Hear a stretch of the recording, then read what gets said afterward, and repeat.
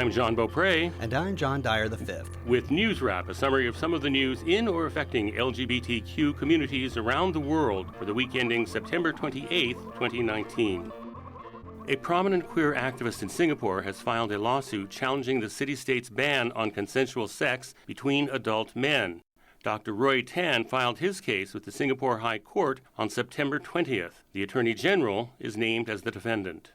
The punishment for gross indecency between men under Section 377A of Singapore's Penal Code is up to 2 years in prison.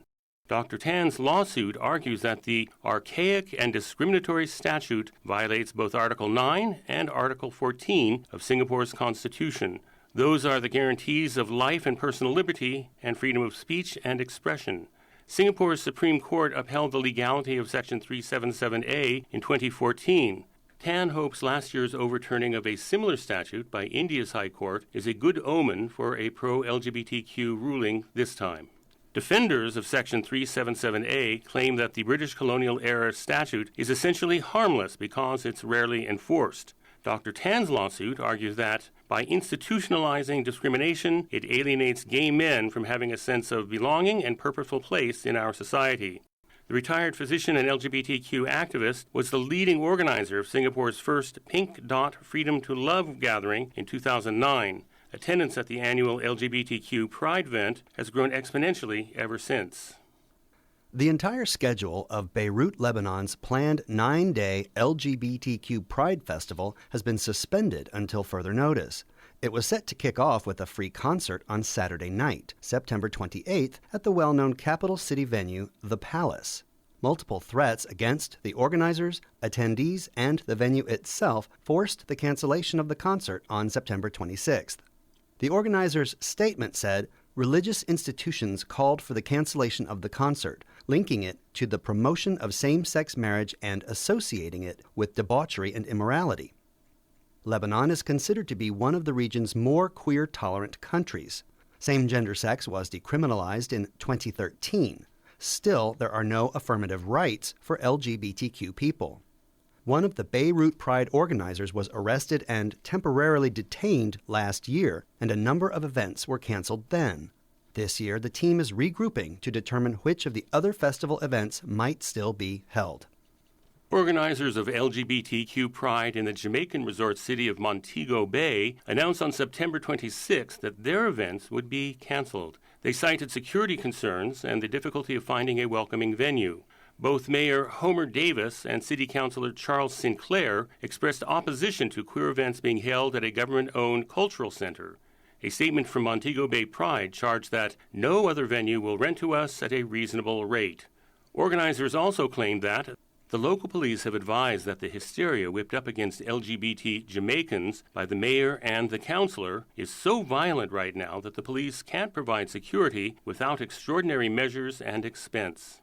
Some 3,000 people had been expected to attend the festival kickoff Walk for Rights on October 13th. Montego Bay Pride also plans to take legal action alleging violations of their constitutional rights to freedom of expression, association, and assembly. They said that the city officials' dangerous and reckless words and actions have brought international shame on Montego Bay and Jamaica. The English-speaking Caribbean island nation is considered to be one of the most queer-phobic places on earth. Discrimination, harassment, verbal abuse, and physical violence against those perceived to be LGBTQ are commonplace. An alarming survey conducted among South Korea's LGBTQ teens reveals that 45% have tried to commit suicide.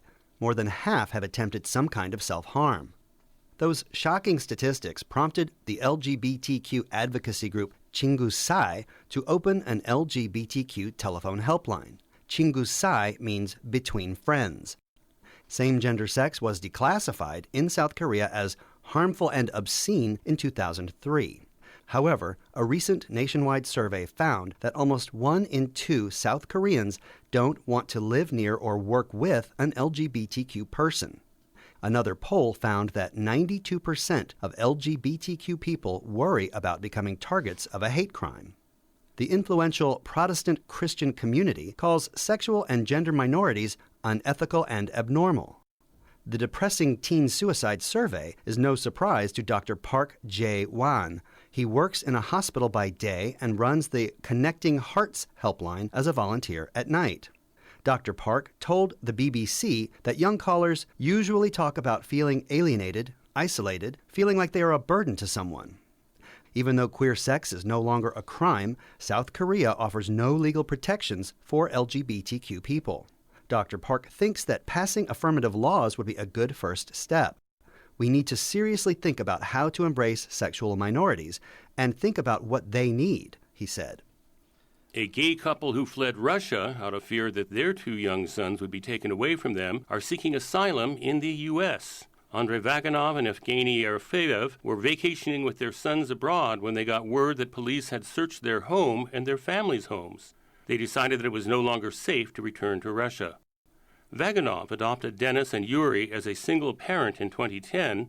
In July, the government announced an investigation of the Moscow Social Welfare Agency that allowed the adoption.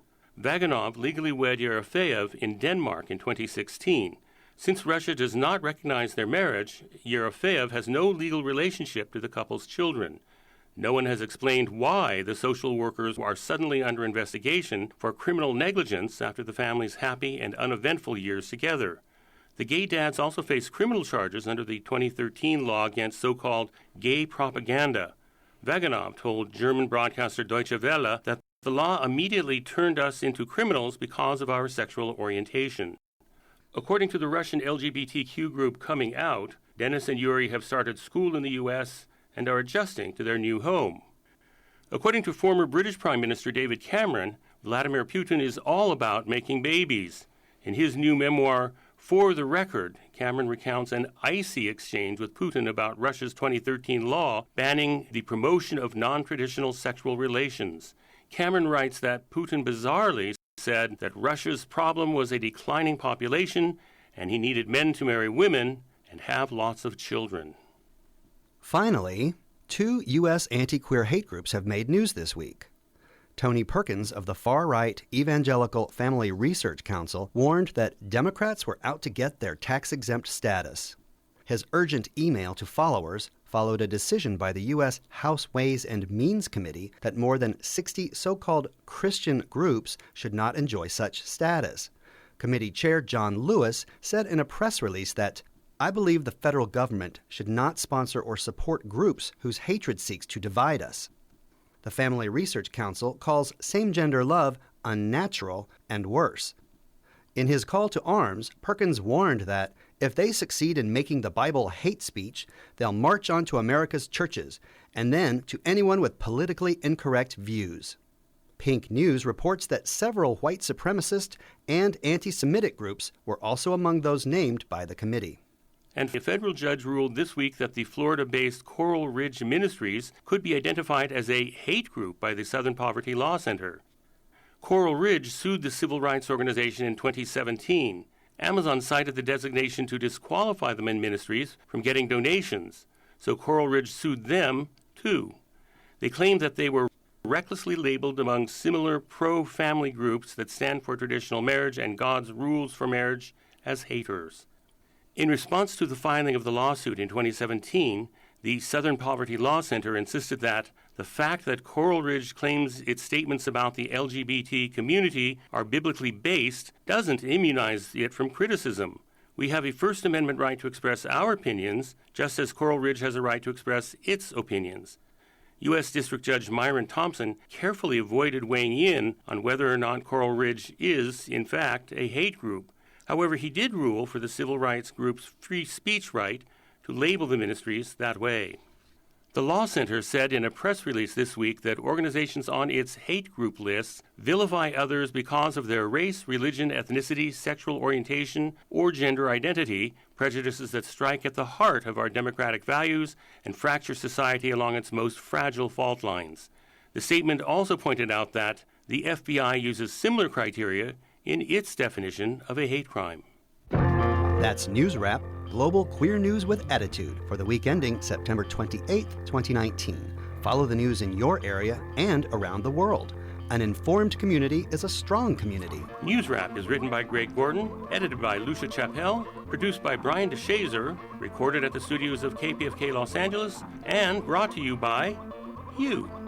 Help keep us in ears around the world at thiswayout.org, where you can also read the text of this newscast and much more. And you can listen to NewsWrap each week by subscribing to our This Way Out Radio YouTube channel.